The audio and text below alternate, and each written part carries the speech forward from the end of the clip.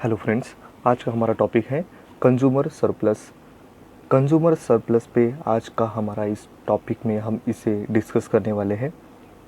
तो consumer surplus ये topic हम सिर्फ़ और सिर्फ कंज्यूमर के पॉइंट ऑफ व्यू से हम देखेंगे और किस तरह से यहाँ पे कंज्यूमर को किसी गुड्स के बदले या उसका जो कन्वर्ट या उसका जो यूज़ है, इससे अपनी ज़रूरतें पूरी करते समय किस तरह से कंज्यूमर को उसको प्रॉफ़िट होता है और ये प्रॉफ़िट किस तरह से उसे सरप्लस मिल सकता है या उसका जो सैटिस्फैक्शन है ये किस तरह से कन्वर्ट होता है सरप्लस में। तो ये कंज्यूमर सरप्लस सिर्फ़ और सिर्फ कस्टमर या कंज्यूमर इनके पॉइंट ऑफ व्यू से ही हम देखेंगे और जिसे ये जो कॉन्सेप्ट है या कॉन्सेप्ट कहे या इसे थ्योरी कहे, ये थ्योरी हमें पूरी तरीके से इसे अंजाम देने की कोशिश यहाँ पे अल्फ्रेड मार्शल इस इकोनॉमिक्स ने हमें दिया है। अल्फ्रेड मार्शल ये एक ब्रिटिश इकोनॉमिक्स रह चुके हैं और इनका टाइम पीरियड रहा है 1842 टू 1924। अल्फ्रेड मार्शल इनका इकोनॉमिक्स में सबसे ज़्यादा या हम कहें नियो क्लासिकल इकोनॉमिक्स के बतौर इनका कंट्रीब्यूशन सबसे ज़्यादा है और इसीलिए उन्हें founder of neo classical economics कहा जाता है। अल्फ्रेड मार्शल ने दिया हुआ कंज्यूमर सरप्लस ये पूरी तरीके से बेस है डिमांड थ्योरी पे और इसी तरह से ये कॉन्सेप्ट अगर डिमांड थ्योरी पे बेस है तो ये डिमांड जो कर होता है ये डिमिनिशिंग होता है। इसकी अगर हम सोचें कि ये कॉन्सेप्ट फर्स्टली या इसे डिस्कस फर्स्टली किया गया था प्रोफेसर ड्यूप्यूट, जो एक फ्रेंच इंजीनियर इकोनॉमिक्स रह चुके हैं। इन्होंने 1844 में इस कॉन्सेप्ट के बारे में डिस्कस किया था, जिससे इनकी इस सोच को ही आगे जाके कई इकोनॉमिक्स ने उसे डिस्कस किया है, बट इसे सही अंजाम देने की कोशिश यहाँ पे अल्फ्रेड मार्शल ने ही की है। तो ये कॉन्सेप्ट उन्होंने 1844 में रिलेटिव यूटिलिटी इसके इस नाम से ही उसे पब्लिश किया था। इस बुक में उन्होंने एक जो टॉपिक दिया था उस टॉपिक का नाम था on the measurements of the utility of public work. ये जो नाम है ये हमने इसे इंग्लिश में ट्रांसलेशन किया है, बट इन्होंने जब ये बुक में ये पब्लिश किया था तो ये फ्रेंच लैंग्वेज में ही इसे पब्लिश किया था, जिसे हमने इंग्लिश ट्रांसलेशन किया है। इसी तरह से प्रोफेसर ड्यूपिट के बाद में जो एक फ्रेंच इकोनॉमिक्स रह चुके हैं, उनके बाद कई ऐसे इकोनॉमिक्स रह गए हैं या उन्होंने भी इस टॉपिक पे डिस्कस किया है।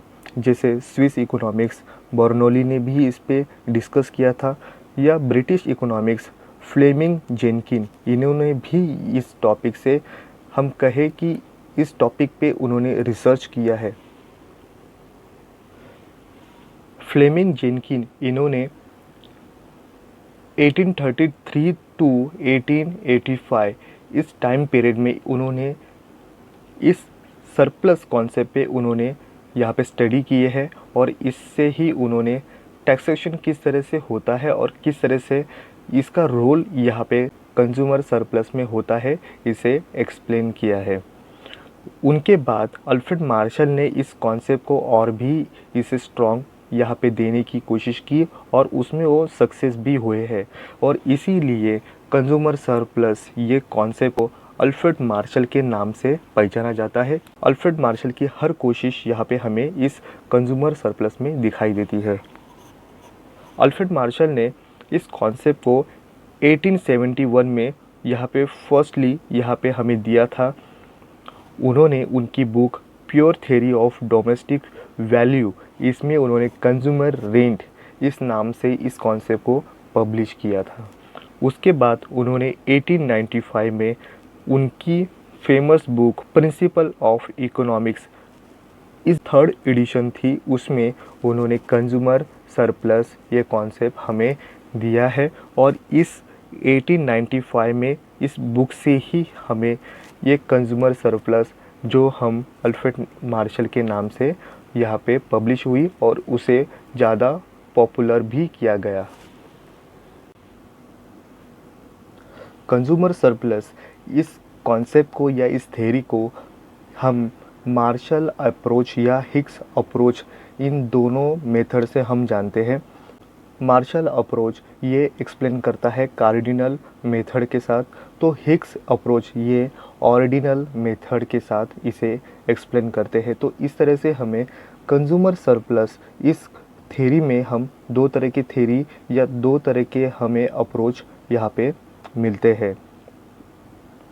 उसके बाद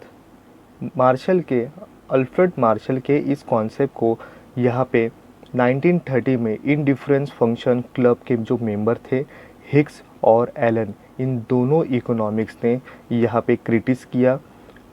मार्शल का ये जो कॉन्सेप्ट है ये कार्डिनल मेथड के साथ किस तरह से यहाँ पे एक्सप्लेन हो सकता है, इसे हिक्स और एलन ने यहाँ पे क्रिटिस किया और इस सोच पे उन्होंने यहाँ पे एग्री नहीं हुए हैं और उन्होंने क्रिटिस करके साथ उन्होंने हिक्स ने 1945 में द फोर कंज्यूमर सरप्लस ये थ्योरी दी, जो ये कंज्यूमर सरप्लस पे बेस है। ये कॉन्सेप्ट उन्होंने रिव्यू ऑफ इकोनॉमिक स्टडीज़ इस बुक में पब्लिश किया था, जिसे मार्शल का जो कंज्यूमर सरप्लस है इसका रिफॉर्मुलेशन भी कहा जाता है। कंज्यूमर सरप्लस ये एग्जैक्टली होता क्या है और ये किस तरह से कंज्यूमर के व्यू से देखा जाता है, तो इसमें इन शॉर्ट यही कहा जाता है कि किसी भी कंज्यूमर को अपनी नीड्स पूरी करनी है तो उसके लिए उसे कुछ गुड्स एंड सर्विस लेना है और इससे ही उसे सेटिस्फेक्शन मिलेगा। तो उसकी जीने के लिए या कंज्यूमर को या किसी भी इंसान को जीने के लिए कुछ ना कुछ ज़रूरतें अपनी पूरी करनी होती है और ये पूरी करने के लिए उसे गुड्स एंड सर्विस ये लेके अपना गुजारा करना होता है। तो एक्चुअली वो देना कितना चाहता है, क्योंकि कोई भी चीज़ हो तो उसकी कुछ प्राइस होती है और हम कोई भी गुड्स एंड सर्विस इसे हम ट्रांजैक्शन हम यहाँ पे मनी के साथ ही करते हैं। तो एक्चुअली वो कितना दे सकता है, उसकी कैपेसिटी कितना है, तो उसके हिसाब से वो कितना दे पाएगा और एक्चुअल में उसकी उस गुड्स एंड सर्विस की क्या प्राइस है और उसमें जो ये डिफरेंस है वो कितना दे पाएगा और उसको एक्चुअली कितना देना पड़ा, इन दोनों में जो गैप होगा यही गैप ये उस कंज्यूमर या उस पर्सन की ये सरप्लस होगी। ये सरप्लस हम कहेंगे उसका प्रॉफिट है, क्योंकि एक्चुअली वो किसी को देने से बेहतर उसके पास वो बच गया, तो उसकी जो सेविंग है यही सेविंग उसकी प्रॉफिट बनी और ये प्रॉफिट को ही यहाँ पे सरप्लस कहा जाता है, जो हम पूरी तरीके से यहाँ पे कंज्यूमर के पॉइंट ऑफ व्यू से देखेंगे और उसकी ज़रूरतें क्या है और किस तरह से उसको बेनिफिट उसका मिलता है, यही ये कंज्यूमर सरप्लस हमें कहता है। तो इसकी डेफिनेशन भी क्या कहती है, यहाँ पे डेफिनेशन में हमें doctor Alfred Marshall, professor JR. Hicks और प्रोफेसर जे.के. मेहता, इनके व्यू क्या है इस कंज्यूमर सरप्लस के बारे में। तो डॉक्टर अल्फ्रेड मार्शल ये कहते हैं the excess of the price the would be willing to pay rather than go without thing over that which he actually does pay is the economic measure of these the surplus satisfactions. It may be called consumer surplus. यहाँ पे Alfred Marshall कहते हैं कि अगर उसे उस चीज़ या हम उस गुड्स या सर्विस उसको लेना है तो एक तो होता है उसे लेना ही होगा या वो उस यहाँ पे गुड्स एंड सर्विस के बिना रह जाए। यहाँ पे अल्टरनेटिव ऑप्शन नहीं है उसको या उस गुड्स को, यहाँ पे ऑप्शन नहीं है वही गुड्स ले या न ले, बट उसको अगर लेना है तो एक्चुअली वो कितना दे पाएगा और इसके लिए उसको उसकी कैपेसिटी कितनी है। तो इसमें जो गैप है यही गैप यहाँ पे अल्फ्रेड मार्शल यहाँ पे कंज्यूमर सरप्लस कहते हैं। तो जे.आर. हिक्स इनका कहना क्या है, तो वो कहते हैं consumer surplus is the difference between the marginal valuations of a unit and the price which is the actually paid for it. तो यहाँ पे हिक्स यही कहते हैं मार्जिनल वैल्यूएशन और एक्चुअली जो प्राइस है इनमें जो डिफरेंस कहा गया है उसे ही हिक्स ने यहाँ पे कंज्यूमर सरप्लस कहा है। तो जे.के. मेहता ये हमें कहते हैं the difference between potential price and actual price is know us consumer surplus. तो यहाँ पे जे.के. मेहता हमें भी यही कहते हैं प्राइस एक्चुअली वो कितना पेड कर रहा है और उसकी कैपेसिटी कितनी है उस चीज़ को लेने के लिए, उस गुड्स एंड सर्विस को लेने की। इनमें से जो गैप है यही कंज्यूमर सरप्लस कहा जाएगा। ओवरऑल हम देखें तो सभी इकोनॉमिक्स इनका जो मीनिंग है ये मीनिंग यही हमें कहता है कि एक्चुअल वो कितना कंज्यूमर दे सकता है प्राइस उस गुड्स के लिए और एक्चुअली वो मार्केट में उसकी जो गुड्स और सर्विस की जो प्राइस है या उसे हम कहें एमआरपी कितनी है, इनमें जो डिफरेंस होगा वही कंज्यूमर सरप्लस यहाँ पे जो बेनिफिट मिलेगा वो पूरी तरीके से यहाँ पे कंज्यूमर को मिलेगा। तो अगर हम इन शॉर्ट कहे, हम अगर गेस करते हैं, अगर इन शॉर्ट हम कहे हम कोई भी गुड्स अगर हमें ख़रीदना है तो उसकी हम गेस करते हैं कि ये यहाँ एक लिमिट तक हमें हमारी जो कैपेसिटी होती है यहाँ तक ही हम ले सकते हैं। बट हम जब मार्केट में जाते हैं तो एग्जैक्टली देखते हैं कि उसकी हमने जो गेस किया है इससे भी उसकी जो एमआरपी है उस गुड्स की वो कम है और जो एक्चुअल में जो हमें उसकी जो हमें सेविंग मिली उस गुड्स और सर्विस लेते समय, इस सेविंग को ही या हमें ये प्रॉफिट को ही हम कंज्यूमर सरप्लस कहते हैं। तो हमें वॉच लेना है, ये वॉच हम गेस करते हैं 2000 का होगा बट उसकी एमआरपी 1700 है। तो ये हम माइनस अगर करें तो हमारा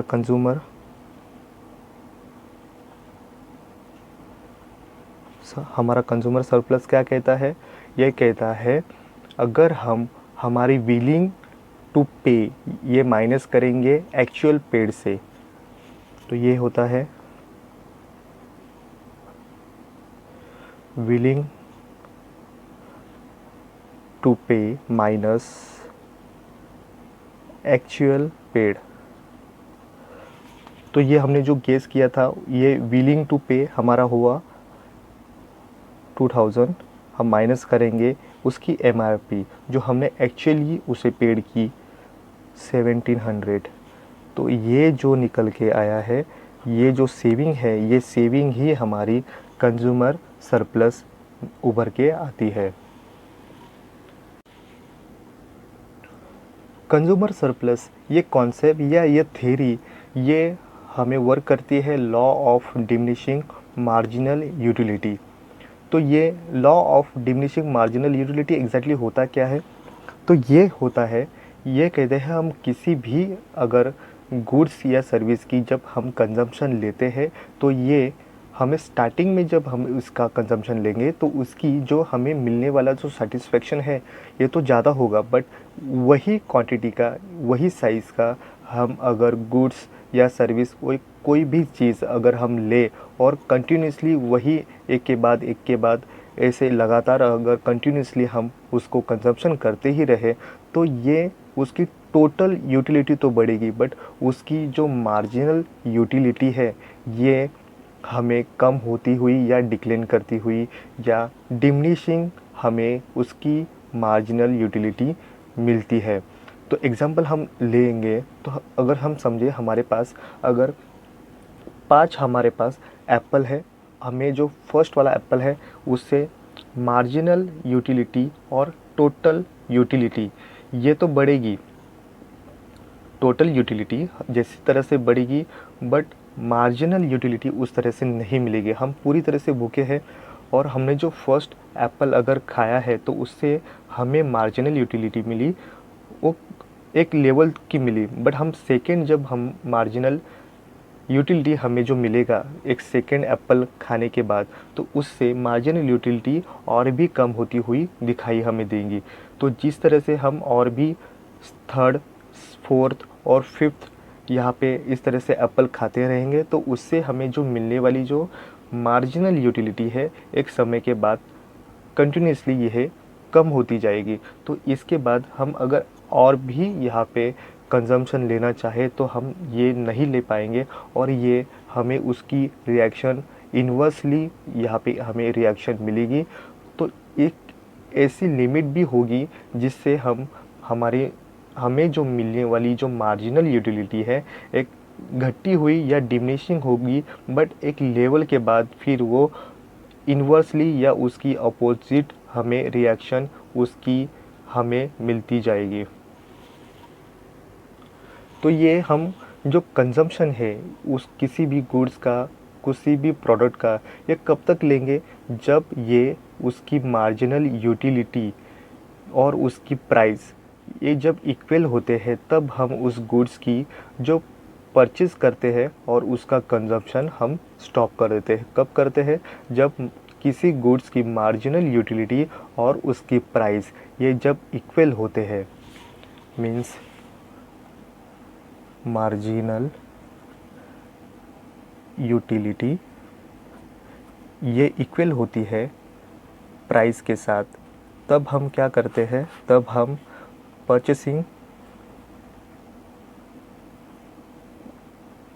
गुड्स और हम उसका कंजप्शन ये पूरी तरीके से हम स्टॉप कर देते हैं। क्योंकि जब प्राइस और हमारी मार्जिनल यूटिलिटी ये दोनों भी इक्वल कंडीशन में आते हैं, तब हम एक ऐसी सेटिस्फेक्शन इस कंडीशन में जाके पहुंचते हैं। उसके बाद अगर प्राइस बढ़ती है और हमारा जो मार्जिनल यूटिलिटी है वो माइनस में जाता है, तो हमें इसके बाद प्राइस बढ़ती हुई है और मार्जिनल यूटिलिटी जब माइनस में जाएगी, तब इससे हमें जो मिलने वाला सेटिस्फेक्शन नहीं मिलेगा, इसका रिएक्शन या इससे डिससेटिस्फेक्शन हमें मिलता जाएगा। तो ये हमारे लिए परफेक्टली नहीं होगा। तो हम जब मार्जिनल यूटिलिटी ये इक्वल होंगे प्राइस के लेवल पे, तब हम उस गुड्स की परचेसिंग और उसका कंजम्पशन पूरी तरीके से स्टॉप कर देते हैं। तो जब प्राइस कम होगा और हमारा कंज्यूमर सरप्लस ज़्यादा होगा, तो इससे हमें सेटिस्फेक्शन मिलेगा। बट जब प्राइस बढ़ेंगे तब हमारा कंज्यूमर सरप्लस या हमारा सेटिस्फेक्शन कम होता हुआ दिखाई देगा। तो इन शॉर्ट हम कहें, हमारा मार्जिनल यूटिलिटी ज़्यादा होगा और हमारी प्राइस जब कम होगी, इन दोनों में जो गैप होगा, यही गैप हमारा यहाँ पे कंज्यूमर सरप्लस होगा। और इसी को ही अल्फ्रेड मार्शल हमें कंज्यूमर सरप्लस, जो एक कंज्यूमर को मिलने वाला प्रॉफिट है या उसकी सेटिस्फेक्शन हाई लेवल पे रहने की बतौर ये कंडीशन हमें अल्फ्रेड मार्शल यहाँ पे दिखाई देते हैं, या इसे हमें एक्सप्लेन करते हैं। कंज्यूमर सरप्लस ये थ्योरी यहाँ पे कुछ अजम्पशन पे बेस है, और इस अजम्पशंस के बेस पे ही ये कॉन्सेप्ट चलती है और इससे ही हमें कंज्यूमर सरप्लस मिलता है।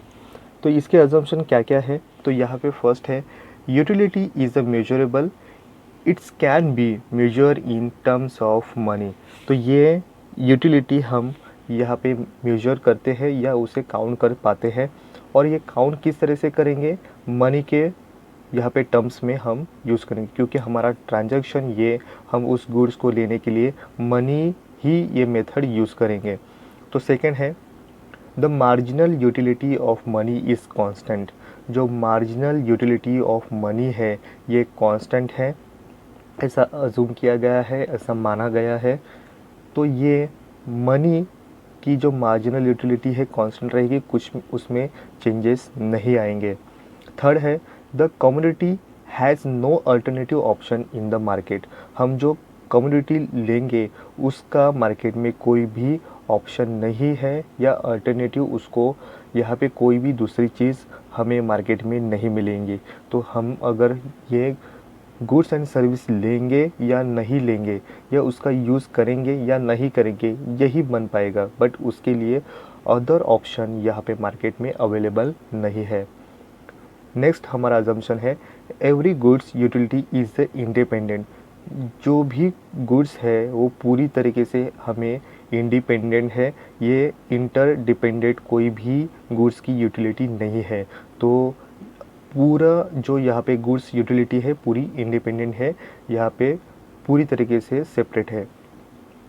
हमारा नेक्स्ट पॉइंट है अज्यूम किया गया है, यहाँ पे कॉन्स्टेंट्स यहाँ पे समझा गया है। तो इसमें क्या क्या समझा गया है, इनकम, जो कंज्यूमर की इनकम है वो कांस्टेंट है, लोगों की चॉइस कांस्टेंट है, प्रेफरेंस लोगों का कांस्टेंट समझा गया है, इकोनॉमिकली लेवल जो लोगों की है उसमें कुछ भी चेंजेस नहीं होंगे, लोगों के फैशन भी कांस्टेंट है, ट्रेडिशनल लोगों का स्टेबल है। यहाँ पे जो गुड्स की जो प्राइस है ये भी यहाँ पे स्टेबल होगी, इसमें भी कोई भी चेंजेस यहाँ पे नहीं दिखाई देंगे।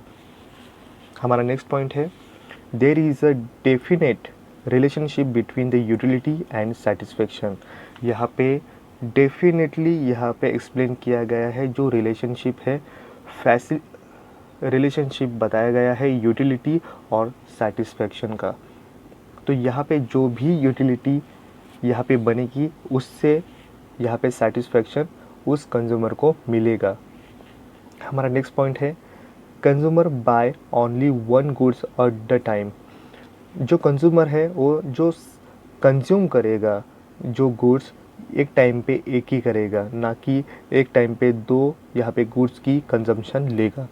तो यहाँ पे सिर्फ और सिर्फ कंज्यूमर जब भी यहाँ पे कोई गुड्स कंज्यूम करेगा तो वन टाइम यहाँ पे एक टाइम पे एक ही गुड्स को यूज़ करेगा और ये सभी गुड्स एक तरीके के होंगे, उसकी साइज़, उसकी टेस्ट, ये सब एक जैसे होंगे, यहाँ पे अज्यूम किया गया है। हमारा नेक्स्ट पॉइंट है law of diminishing marginal utility. ये जो लॉ जो है यहाँ पे डिमिनिशिंग मार्जिनल यूटिलिटी का ये वर्क करेगा, क्योंकि जिस तरह से कोई भी यहाँ पे कंज्यूमर कोई भी गुड्स यहाँ पे जो कंज्यूम करेगा एक के बाद इस लगातार इस तरह से जो कंटिन्यूसली उसकी यूज़ जो गुड्स की कंजम्पशन लेगा तो उससे law of diminishing marginal utility ये वर्क करेगा। तो उससे मिलने वाली जो सेटिस्फेक्शन है वो कम होता जाएगा और उसी के साथ उसकी मार्जिनल यूटिलिटी भी कम होती जाएगी। और हमारा लास्ट अजम्पशन यहाँ पे this concept explain with the concept of demand curve. हम जो यहाँ पे हमारा जो कर्व है या हम इसे कॉन्सेप्ट को एक्सप्लेन करेंगे, ये पूरी तरीके से डिपेंड है डिमांड कर्व। और ये डिमांड कर्व डाउन स्लोप यहाँ पे होता है। जो इस तरह से हम टेबल के साथ हम समझेंगे एग्जैक्टली ये कंज्यूमर सरप्लस किस तरह से वर्क करता है। तो इस टेबल में हम देखेंगे तो फर्स्ट रो में हम देखा है नंबर ऑफ़ एप्पल। जिस तरह से हमने एग्जांपल लिया है कि हम सेम एप्पल, सेम साइज़ के, सेम टेस्ट, सेम हर चीज़ यहाँ पे सेम है, इसमें कोई भी चेंजेस नहीं होंगे। इस तरह के एप्पल हमने 4 नंबर ऑफ़ एप्पल यहाँ पे लिए हैं। सेकंड में हमने देखा है मार्जिनल यूटिलिटी किस तरह से वर्क करेगी। नेक्स्ट में एक्चुअल प्राइस उसकी कितनी है, तो ये उस एप्पल की प्राइस यहाँ पे हमने अज्यूम किया है 30 रुपया है, 30 रुपीज़ यहाँ पे एक्चुअल प्राइस है। और हम यहाँ पे उस मार्जिनल यूटिलिटी या उस एप्पल को फर्स्ट यहाँ पे एप्पल को पाने के लिए हम यहाँ पे 100 रुपीज़ देने को भी तैयार है, बट हमें एक्चुअली मिलती है यहाँ पे 30 रुपीज़ में। तो हमें यहाँ पे हमारा जो फर्स्ट यहाँ पे एप्पल है ये हम कंज्यूम करेंगे या हम उसे परचेज़ करेंगे, तो हम एक्चुअल में देने के लिए या हमारा विलिंग टू पे यहाँ पे 100 रुपीज़ था, बट हमें एक्चुअल में मिला 30 रुपीज़ में। तो इनमें माइनस करेंगे तो हमारा कंज्यूमर सरप्लस 70 रुपीज़, ये हमारा कंज्यूमर सरप्लस यहाँ पे फर्स्ट एप्पल के लिए हुआ है। अगर उसी कंटिन्यूसली हम सेकेंड एप्पल भी लेंगे तब यहाँ पे हमारी मार्जिनल यूटिलिटी कम होती है और सेकेंड एप्पल यहाँ पे हम 70 रुपीज़ यहाँ पे देने को यहाँ पे तैयार है। तो ये हमारा विलिंग टू पे 70 रुपीज़ आया और हम एक्चुअल प्राइस हमारी कितनी है 30 रुपीज़। तो इन 70 से हम 30 माइनस करेंगे तो ये हमें 40 रुपीज़ यहाँ पे कंज्यूमर सरप्लस मिला है। ये हम मार्जिनल यूटिलिटी और कंज्यूमर सरप्लस ये हम रुपीस में यहाँ पे इसलिए कन्वर्ट कर रहे हैं क्योंकि हम हमारी जो मार्जिनल यूटिलिटी है या हम हमारी जो कंज्यूमर सरप्लस है ये हम लेन देन किस में करते हैं, तो ये लेन देन हम प्राइस उस प्राइस पे हम डिपेंड करेंगे और ये प्राइस हम लेने के लिए हम जो मेथड है ये मेथड हम करेंसी से हम यहाँ पे परचेस करेंगे और इसका कंजम्पशन लेंगे। तो ये हमें एक्सप्लेन करना इम्पोर्टेंट बन जाता है। जो मनी है इस मनी से ही हम गुड्स एंड सर्विस लेंगे क्योंकि यहाँ पे बार्टर सिस्टम नहीं है और इसीलिए ये जो ट्रांजैक्शन मेथड है ये मेथड हम मनी से कंप्लीट करेंगे। तो ये हम जो काउंट करेंगे हमारा जो कंज्यूमर सरप्लस है ये हम मनी में यहाँ पे कन्वर्ट करेंगे और इससे हम जानेंगे हमें जो प्रॉफिट हुआ है, हमें जो सेविंग मिली है ये कन्वर्ट पूरी तरीके से हुई है ये मनी में और उसकी ट्रांजैक्शन, इसका यूज़, हमें जो सरप्लस मिला है ये सब हमें काउंट करेंगे मनी में। थर्ड उससे तो यहाँ पे थर्ड जब हम एप्पल कंज्यूम करेंगे तो हम अभी जब हम कंटिन्यूसली जब कोई भी चीज़ कंज्यूम करते हैं तो उसकी जो मार्जिनल यूटिलिटी है वो कम होती जाएगी। तो उसी तरह से थर्ड एप्पल यहाँ पे हम देने के लिए उसकी जो मार्जिनल यूटिलिटी देने के लिए 50 रुपीज़ हम तैयार है, जो हमारा विलिंग टू पे 50 है बट उसकी एक्चुअल प्राइस यहाँ पे 30 है। तो ये 50 माइनस 30 करेंगे तो 20, ये हमें उस थर्ड एप्पल से हमें कंज्यूमर सरप्लस 20 मिला है। उसी तरह से हम कंटिन्यूसली फोर्थ एप्पल जब लेंगे तो ये फोर्थ एप्पल हमें मार्जिनल यूटिलिटी उसकी 30 और हमारा एक्चुअल प्राइस अब ही इस लेवल पे हम आए हैं। तो इस लेवल पे हमारा मार्जिनल यूटिलिटी और उस गुड्स की प्राइस ये सेम है, तब हमारा कंज्यूमर सरप्लस यहाँ पे 0 होगा और इसी लेवल पे हम उस गुड्स की जो परचेज़ करने की जो कैपेसिटी है ये स्टॉप करेंगे और हमारा कंजम्पशन भी स्टॉप करेंगे। बट इसके आगे अगर हम जाएंगे तो हमें जो मार्जिनल यूटिलिटी है ये माइनस में मिलेगा और उसके एक्चुअल प्राइस तो वही रहेगी बट हमारा कंज्यूमर सरप्लस माइनस में चला जाएगा। तो इसी तरह से इस डेटा में हम देखेंगे टोटल यूटिलिटी हमें मार्जिनल यूटिलिटी हमें 250 मिली, तो हमारा एक्चुअल प्राइस ये 120 रहा और हमारा कंज्यूमर सरप्लस ये 130 रुपीज़ मिला है। तो ये मार्जिनल यूटिलिटी यहाँ पे मार्जिनल यूटिलिटी में हमें 250 रुपीज़ मार्जिनल यूटिलिटी तो यहाँ पे मार्जिनल यूटिलिटी हमें 250 रुपीज़ मिला, एक्चुअल प्राइस यहाँ पे 120 रुपीज़ मिला और कंज्यूमर सरप्लस हमें 130 रुपीज़ जो हमारा टोटल कंज्यूमर सरप्लस मिला है। यही डेटा से हम देखेंगे कि हमारा जो डायग्राम है ये हमें किस तरह से एक्सप्लेन करता है। तो यहाँ पे एक्स एक्सिस पे हमने क्वांटिटी लिया है और वाई एक्सिस पे हमने प्राइस और यहाँ पे मार्जिनल यूटिलिटी हम यहाँ पे इंडिकेट करते हैं। तो ये डायग्राम में हम जिस तरह से हम विलिंग टू पे किसी भी गुड्स को लेने के लिए विलिंग टू पे हम तैयार है उस ऐसी मनी देने के लिए जो हमें उसकी ज़रूरत है और हमें उसे लेना है। हम गेस कर रहे हैं कि हम विलिंग टू पे ये हमें इस लेवल तक हम जा सकते हैं।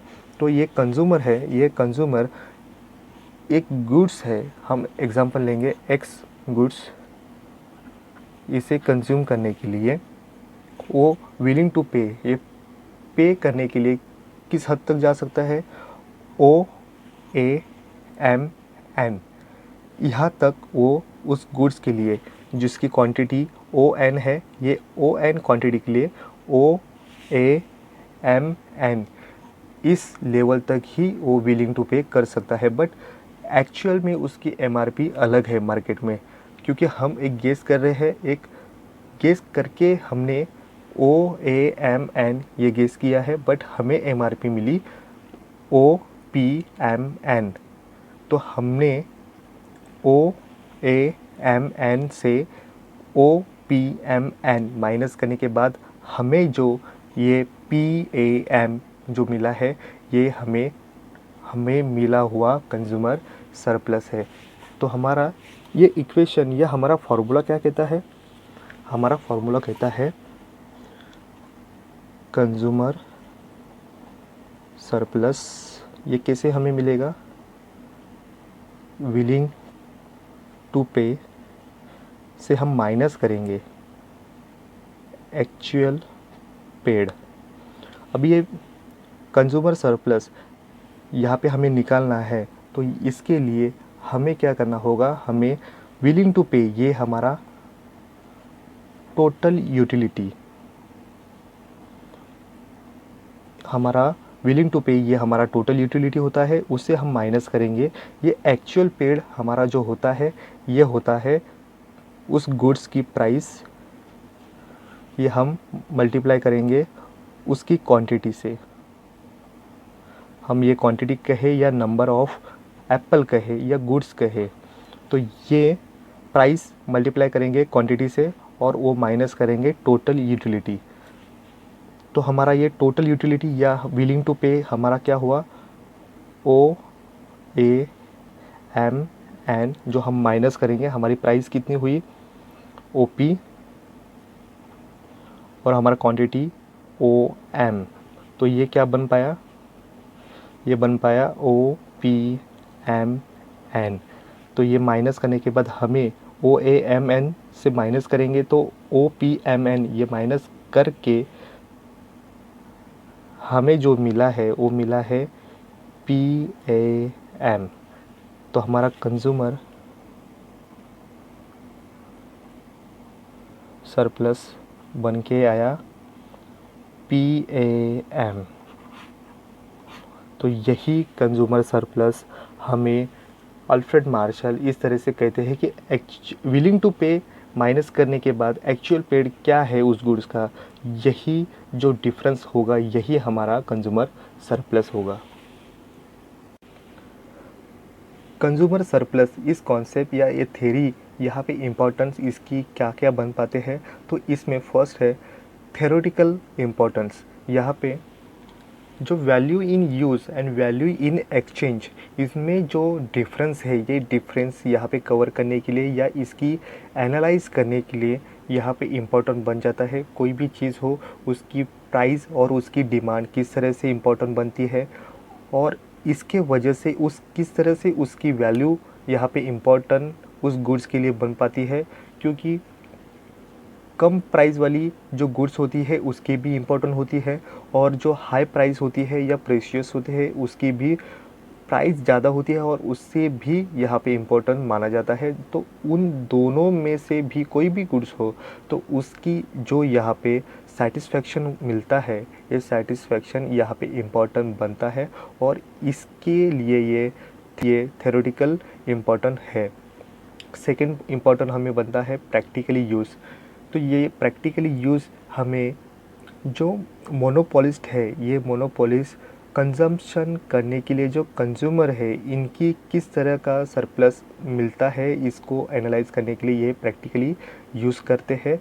या हम कहें गवर्नमेंट को यहाँ पे किस तरह से टैक्सेस लगाए या लोगों की जो लग्जरी लाइफ है इसको और वो परचेस करेंगे तो उसमें किस तरह से स्टैम्प ड्यूटी लगाना है, उसकी क्या यहाँ पे कंज्यूमर सरप्लस किस तरह से बन पाएगा, इसको एनालाइज करने के लिए ये डेटा इम्पोर्टेंट बनता है।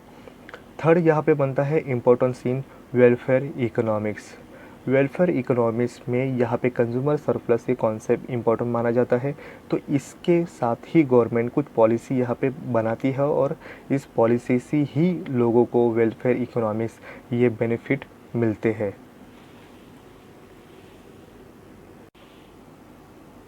डॉक्टर अल्फ्रेड मार्शल इनकी कंज्यूमर सरप्लस इस कॉन्सेप्ट को कई इकोनॉमिक्स यहाँ पे क्रिटिस करते हैं। इनमें प्रोफेसर हिक्स, सैमुएल्सन, कैनन, टॉक्सिंग, कई इकोनॉमिक्स यहाँ पे क्रिटिस करते हैं। तो क्रिटिस करने की यहाँ पे जो फर्स्ट पॉइंट है यहाँ पे उनके अजम्पशन पे ही उन्होंने फोकस किया है।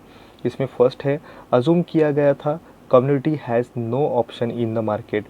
जो भी यहाँ पे कमोडिटी है इसको मार्केट में कोई भी ऑप्शन नहीं है, जो है वही लेना पड़ेगा या नहीं ले सकते, यही दो ऑप्शन थे। बट अदर जो उस कम्युनिटी को ऑप्शन होता है अल्टरनेटिव, ये मार्केट में अवेलेबल नहीं है, ये पूरी तरीके से रॉन्ग होता है। कोई भी यहाँ पे कम्युनिटी हो उसमें ऑप्शन होता ही है।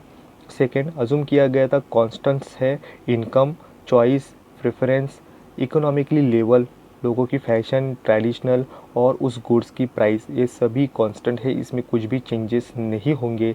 ये किस तरह से पॉसिबल हो सकता है? बट यहाँ पे इनकम या कोई भी यहाँ पे जो ऑप्शन दिए हैं इसमें कोई भी चेंज हो तो यहाँ पे लोगों के कंज्यूमर सरप्लस और उनकी जो बिहेवियर है इनमें चेंजेस हमें दिखाई देते हैं। तो ये कांस्टेंट, ये जो कॉन्सेप्ट है यहाँ पे वर्क नहीं करता है रियलिस्टिक में। थर्ड पॉइंट है not possible marginal utility of money assume constant. जो यहाँ पे मार्जिनल यूटिलिटी ऑफ मनी और यहाँ पे जो यूजेस है यहाँ पे थोड़ा भी चेंजेस होगा तो यहाँ पे पूरी तरीके से इन्वर्सली रिलेशनशिप यहाँ पे दिखाई देता है। बट यहाँ पे जो मार्जिनल यूटिलिटी ऑफ मनी है इसे कांस्टेंट समझा गया है, पूरी तरीके से रॉन्ग है।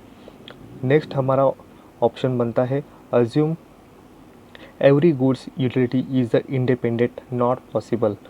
क्योंकि यहाँ पे मार्शल ने हर गुड्स की यूटिलिटी जो इंडिपेंडेंट माना था, बट यहाँ पे रियलिस्टिक में ऐसा नहीं होगा। क्योंकि अगर कोई कार हमें जो अगर सेटिस्फेक्शन देती है तो उसमें पेट्रोल डालना भी उतना इम्पोर्टेंट है या अदर उसके जो मशीन्स है ये भी वर्क करने इम्पोर्टेंट है। अगर यही वर्क नहीं करेंगे, पेट्रोल ही नहीं होगा तो गाड़ी वर्क नहीं करेगी और उससे जो यहाँ पे यूटिलिटी हमें यूज़ करेंगे वो नहीं मिलेगा।